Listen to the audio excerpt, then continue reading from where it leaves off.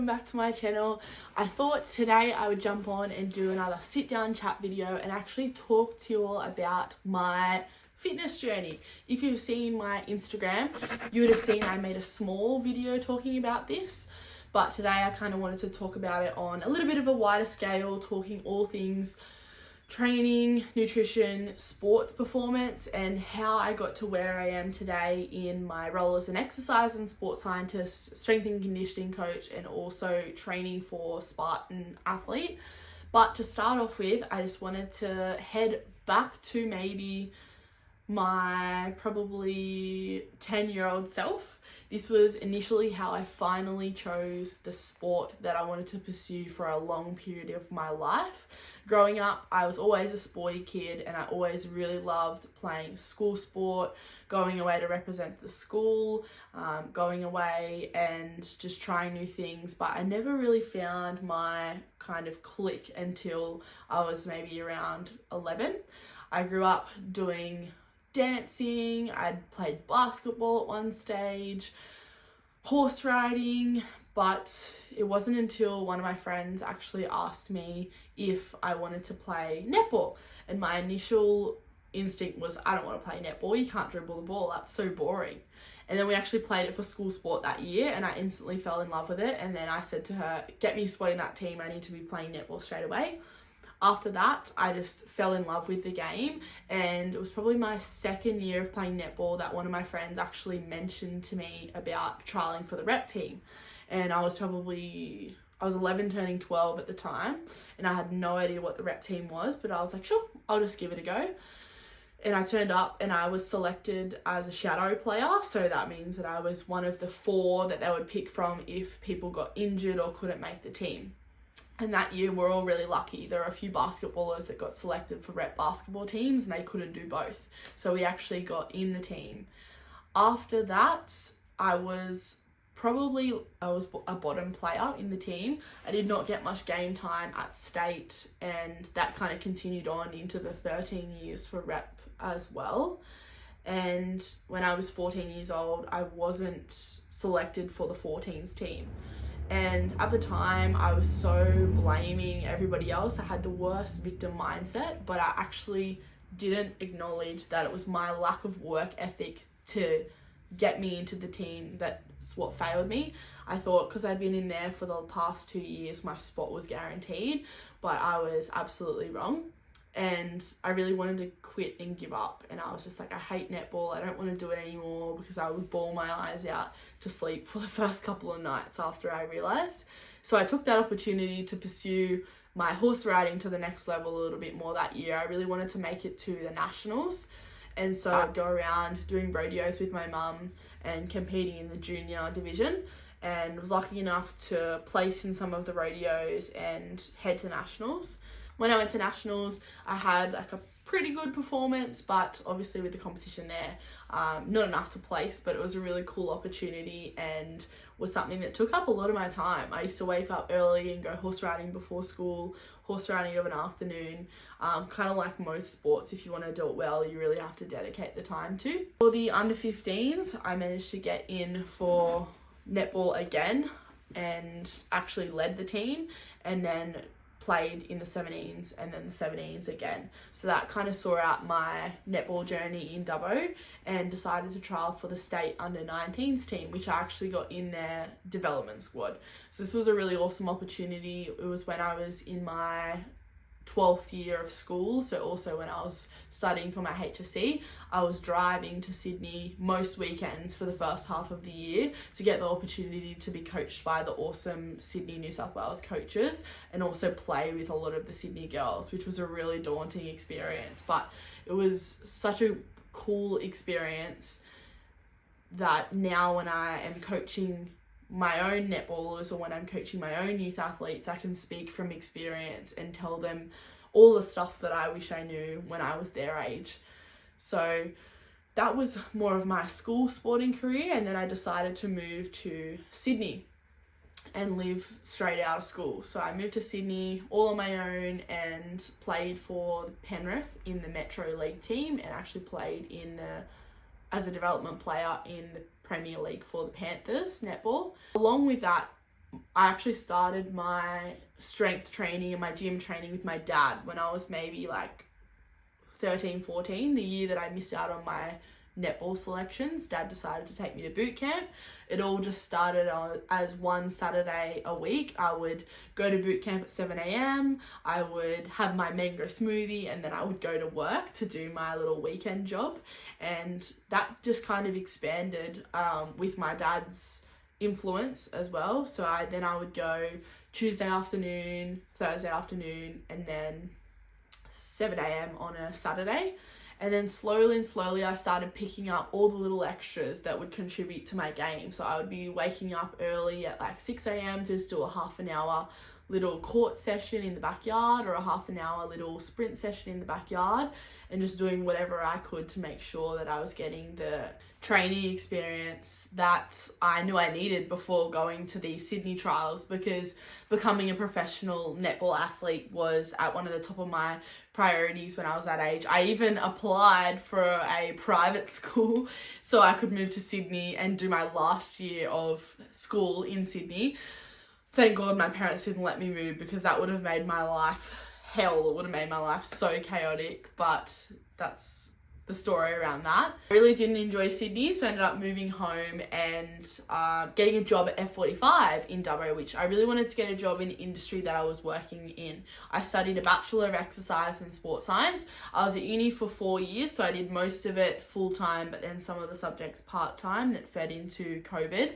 And that's kind of where my love for health and fitness stemmed from, when I started sport and then I pursued it as a career. So I've always been in the industry somehow ever since I was 14, and my dad introduced me to strength training, and I'm so glad that I did. All of the youth athletes that come through Cornerstone, I'm like, you are so lucky to be starting at your age, because I'm so glad that I started at my age, because when it was a habit then has just brought all throughout my life now. So even when I go on holidays, I really love exercising. I really love moving my body in really fun ways. And I've never had that resentment towards exercise. I love all types of movement, and if I'm not actually training, I'm loving out going for a bush walk, or even surfing or rock climbing, or just being active in some way. That's one thing I try not to put pressure, unless I'm training for an event. I like to not put pressure on myself to train in a certain way, but in a way that's actually really fun and getting outdoors as well. At the moment, I'm currently training for Spartan. I really want to become a Spartan athlete, where I'm competing in races overseas. So my training is a lot harder now than what it used to be. But back in 2020, when I moved back home and started at F45, I went through a period where I just really wasn't enjoying netball. I'd pushed myself to be the best and just put so much pressure on myself that I ended up resenting it. But I did still play for fun, because I got asked to play for an A-grade team in Dubbo that I really loved, and I didn't want to let them down. So I still continued to play netball, which half of the season was cut off because of COVID anyways, for that year and the year after. Mainly what my training in the gym surrounded by was just whatever the F45 sessions were. So cardio roughly 3 times a week, and then strength training roughly 2 to 3 times a week. So I was really lucky. A lot of people within the gym chain space get stuck not progressing. I've always been the type of person to be pretty aware of my weights and going up and pushing myself in that sense. So I still did develop a lot of strength around F45. I know it gets a really bad rap from a lot of people, and it definitely has its reasons for it. But for me, I still got a huge benefit out of F45. And obviously to now where I am now, going through even more structured training based around my goals, it's even better. But I still, managed to gain a lot of strength back then. And looking back on it now, I was just training because of training, and I kind of wish I had a bit more of a purpose for training back then. It would have definitely pushed a little bit harder for specific reasons.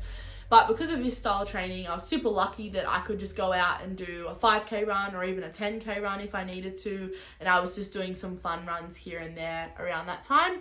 I even did a 21K Spartan Beast one time with my dad, which obviously we didn't run a lot of. But we ran probably the first 10Ks and then just did the obstacles. So even since then, I've always enjoyed obstacle training. Fast forward to the end of 2021 and I got introduced to Cornerstone, my now current workplace, where I fell in love with strength training and really got shown how to train properly for structured strength and conditioning training. This was still from more of a generalized perspective, but it was something that, again, I saw huge benefits from keeping my lifts the same week to week and actually tracking my weights and really taking ownership for what I was doing in the sessions. I was actually sent to Cornerstone for my placement in 2021. So that's how I got introduced to that. Heading into my degree, I really wanted to become an exercise physiologist. So I started off doing a Bachelor of Exercise and Sports Science, and then I always had the idea to branch off into a Master's of Exercise Physiology. But after having some significant conversations with people around me and getting a little bit of guidance, they actually made me realize that if it was an upbeat, positive environment and really sparky people and fun people that I wanted to work with, exercise physiology probably wouldn't have been my industry that I wanted to go into. This is an industry where you are, don't get me wrong, there are definitely different niches of exercise physiology, but the main one is more working with chronically ill people, which often don't have the best mindset. And even though you are making quite a profound difference in their life and increasing and improving their quality of life, they don't always want it. It's mainly just because they're getting prescribed by doctors to being able to want to do that. So sometimes that environment can be quite dull and tricky to work with. Really props to a lot of people who are making some incredible progress with people out there and really improving people's lives.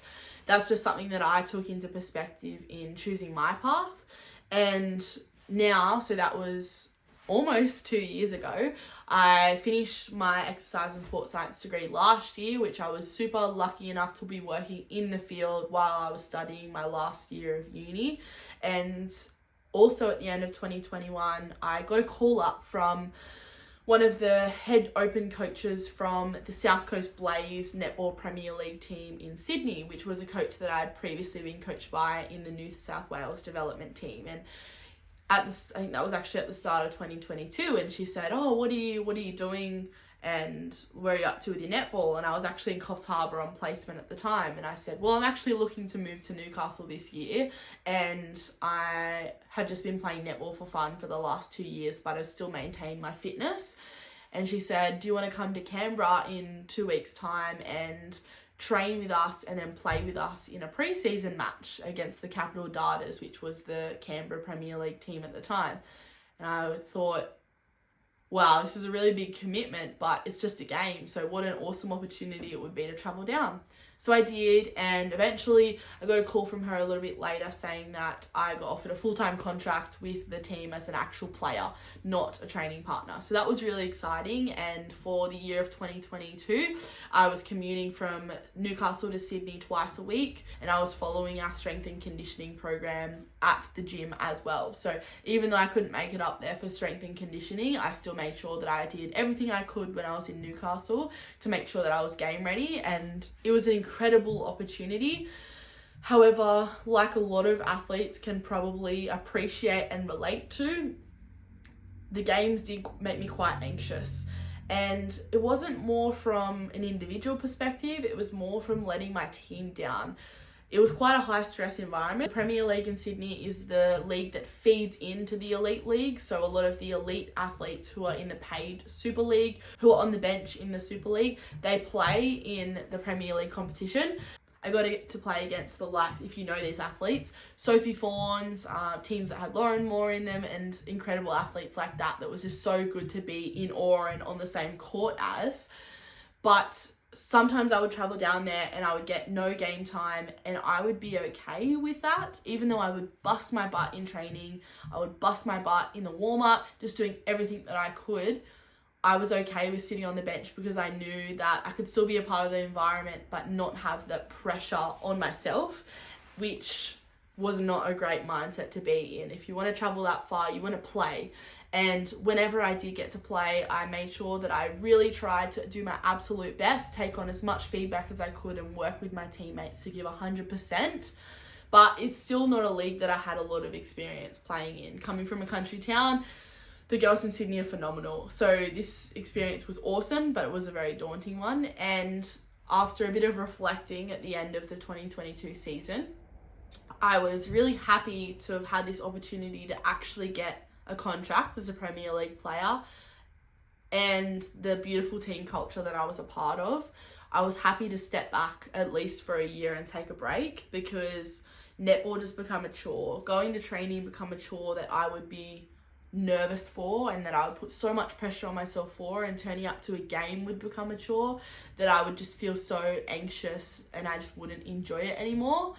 And coming into the 2023 season, a lot of people asked me, did you want to play in our team for fun? And as cool as that would have been, netball is something that I pride myself on for being high level, and playing for fun in D grade is just not something that gives me satisfaction. It's something that I would prefer not to play at all and excel and get better at a new sport and learn a new sport and have new experiences, rather than play a game that I know I can be good at, not well, and get injured and have poor umpires and poor quality players that you're playing against who are bad sports to make up for their lack of skill.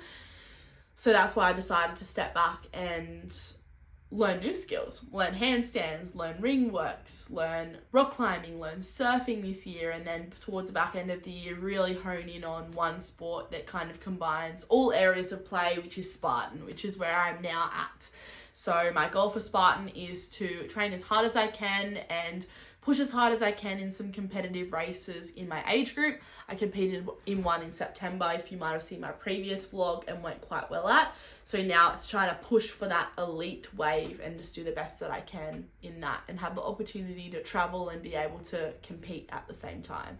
So that's where I'm currently at for training. Roughly my training looks like, if I'm not unwell or away, or it's usually about 2 hours a day, 1 hour of really intense training, and then 1 hour of accessory work or mobility training with a day off at least, and just really trying to recover my body so I can keep going back to back.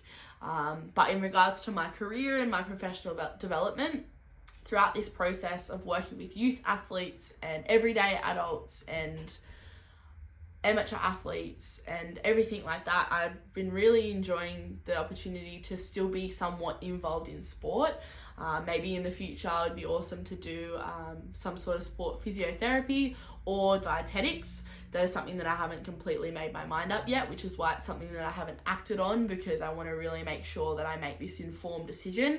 I was pretty lucky. I always kind of knew what direction I wanted to take my career in. Ever since I left school, I knew I wanted to be still involved in the fitness industry and the movement industry, and hopefully I'll be involved in it forever. It definitely has its ups and downs, and being a coach can definitely have its tough moments like any job, but it's very rewarding, and it's an environment that I always want to be constantly surrounding myself with, which is those people who are constantly pushing themselves, are constantly doing hard things, and are constantly holding themselves to a high standard to try and be better at. So that's where I'm currently at with my career and my training, and I just thought that it would be cool to kind of come on and actually tell you what I do. A lot of you probably see on my Instagram a little bit of my training, but this is actually how I got to where I am today.